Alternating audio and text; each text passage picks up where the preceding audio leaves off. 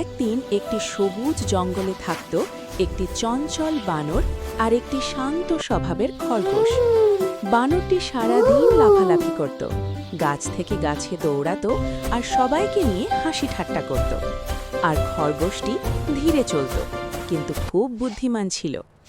একদিন জঙ্গলে খবর ছড়িয়ে পড়ল, বনে আগুন লাগতে পারে, সবাইকে নিরাপদ জায়গায় যেতে হবে। বানরটি তখনও মজা করছিল। সে বলল, আরে কিছু হবে না, আমি তো গাছে চড়ে পালাতে পারবো।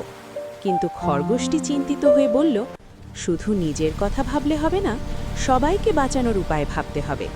খরগোশটি দ্রুত একটি পরিকল্পনা করল। সে সবাইকে নদীর ধারে জড়ো হতে বলল, কারণ আগুন নদী পার হতে পারবে না। অনেক পশু সাঁতার জানত না।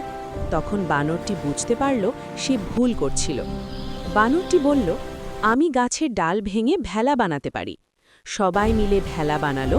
বানরের শক্তি আর খরগোশের বুদ্ধিতে সবাই নিরাপদে নদী পার হলো। আগুন জঙ্গল পুড়িয়ে দিলেও কেউ ক্ষতিগ্রস্ত হলো।